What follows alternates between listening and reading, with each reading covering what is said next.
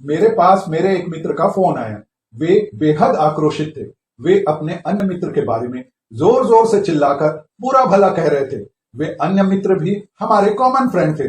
उन दोनों में खूब छनती थी। मैंने पूछा, आप लोग तो इतने पक्के दोस्त हैं, फिर इतना गुस्सा क्यों?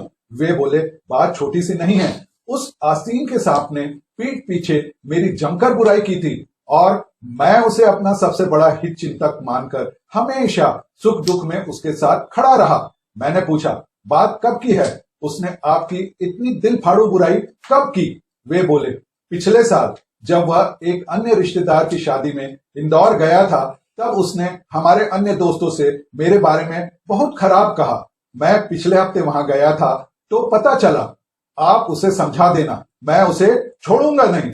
मैंने उस अन्य मित्र से फोन लगाकर पहले मित्र के बारे में पूछा। अन्य मित्र बोला, वह एकदम मजे में है।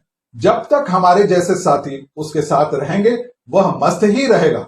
मैंने पूछा, पर तुम तो उसकी बहुत बुराई कर रहे थे।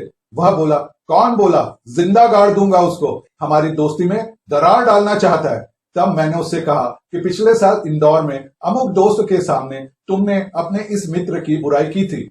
वे इस बात से बहुत खिन्न हैं। वह शर्मिंदा होते हुए बोला, उस समय मुझे इस मित्र की किसी बात पर बहुत गुस्सा आया हुआ था और बातों ही बातों में मैंने थोड़ी सी बुराई कर दी थी। मैंने कभी नहीं सोचा था कि वह इतना बड़ा रूप ले लेगी। अब मैंने दोनों को बुलाया और एक कहानी सुनाई।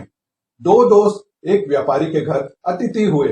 एक दोस्त स्नान गृह में गए तो व्यापारी ने दूसरे से पहले के बारे में बुराई करते हुए पूछा। दूसरा कहने लगा, वह तो बिल्कुल बैल है। पहला बाहर आ गया और दूसरा स्नान करने गया तो गृहस्थ ने उससे भी बुराई करते हुए वही बात पूछी। पहला साथी बोला, वह तो नासमझ गधा है। दोनों भोजन के लिए बैठे तो गृहस्थ एक के आगे भूसा और दूसरे के आगे घास पटक कर बोला, लीजिए महाराज, बैल और गधे का भोजन हाजिर है। मेरी यह बात सुनकर दोनों मित्र काफी लज्जित हुए और पीठ पीछे जिंदगी में किसी के बहकावे में आकर एक दूसरे की बुराई नहीं करने की कसम खाई। साथियों, जीवन की इस सच्चाई को समझ लें। पीठ पीछे अपनों की छोटी सी बुराई कई गुना ज्यादा आवेग से आप पर लौटकर आपसी संबंध खत्म कर सकती है। पीठ पीछे अपनों की बुराई ना करें और अपनों से जिंदगी भर मधुर संबंध बनाए रखें। यही मेरी सद्भावना, यही मेरी शुभकामना।